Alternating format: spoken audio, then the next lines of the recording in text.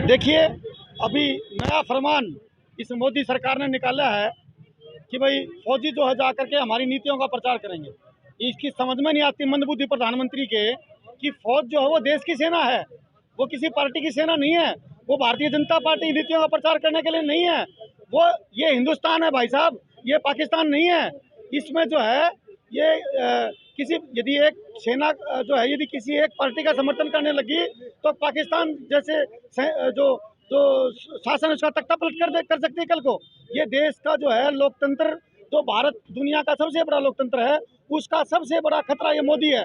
इसको जो है तुरंत जो है 2024 में इतनी भारी वोटों से हरा करके इसको इसे घर भेजेंगे, इसे गुजरात में भेजेंगे ताकि ये अपने वहाँ जा करके अपना बिजनेस कर सके। इसको पता ही नहीं है, बोला भी 10 12 15 जहाज ले आए, बोला देश अब बच जाएगा। अरे भाई साहब, इनसे पूछो कि मिग सीरीज कौन लेकर के आया, जगवार सीरीज कौन लेकर के आया, मिराज सीरीज कौन लेकर के आया, मिसाइल सिस्टम इस देश में कौन लेकर के आया, एम्स कौन लेकर के आया, इसरो कौन लेकर के आया, HAL कौन लेकर के आया, DRDO कौन लेकर के आया। कोई पूछने वाला तो हो इससे। इसने देश का सत्यानाश उठा दिया। इसको 2024 में हरा करके हम हरियाणा की जिम्मेवारी लेते हैं। लोकसभा की 10 की 10 सीटें जीतेंगे और हरियाणा में जो है मेजोरिटी से चौधरी दीपेंद्र हुड्डा और भूपेंद्र हुड्डा की सरकार बनेगी। 4 साल में तो देशभक्ति के और देश के बारे में पूरा विज्ञान भी नहीं होता। तो ऐसे में जो पहले जो पिछली सरकारें थी वो 18 साल कम से कम उसके बाद में वो रिटायरमेंट का हुआ करता था। तो क्या लगता है कि ये एक मजाक है देश के लिए? देखिए, मोदी जी ने देश की सुरक्षा को का सत्यानाश उठाने का ठेका ले लिया है। इसकी समझ में ही नहीं आती, क्योंकि गुजरात से भारत में सबसे कम फौजी गुजरात से आते हैं। इसकी रिश्तेदारियों में, इसकी 10 पीढ़ियों में किसी ने कुर्बानी तक नहीं दी होगी आज तक। इसको शहीद होने का दर्द इसको क्या पता है? इसको क्या पता कि वो बहन जो अपने पति को खो देती है उसका दर्द कितना होता है? वो छोटा 6 महीने का बच्चा जिसने अपने पिता को खो दिया, उसका दर्द क्या है, इसको समझ में नहीं आता बात। 4-4 साल की नौकरी होती है क्या?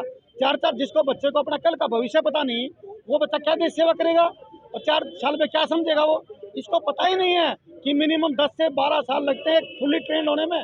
एक जहाज में एक मिसाइल का कनेक्शन देने में 10 से 12 साल में जो उसको उस्ताद बनाया जाता है, इसमें पता ही नहीं इन बातों का। तो इसलिए जहाँ तक हरियाणा की बात है, तो दीपेंद्र हुड्डा जी ने अपनी ऑनलाइन ये बात कही है कि भाई मैं जो है हरियाणा में इस सरकार में जितने भी 4 साल के इसमें अग्निवीर के भर्ती हुए हैं, हम यहाँ पे इनको परमानेंट नौकरी देंगे और केंद्र की सरकार आते ही इस स्कीम को बंद कर दिया जाएगा और हरियाणा उसमें भारत में फौजियों को पुराने की तरह 18 साल की 20 साल की नौकरी के तहत भर्ती किया जाएगा, परमानेंट कमीशन किया जाएगा। मैं एक चीज़ और भी चलते चलते आपसे लास्ट में एक बात पूछना चाहूँगा कि अभी भी जो है केंद्र सरकार के द्वारा कई मंत्री और कई जो है 2024 के बाद में एक नया विकास और एक बना है, तो क्या लगता है कि नया भारत नया विकास बना है या एक बात कहाँ तक सच है? देखो, ये सच ऐसा है कि ये जो मंत्री हैं वो किसके हैं?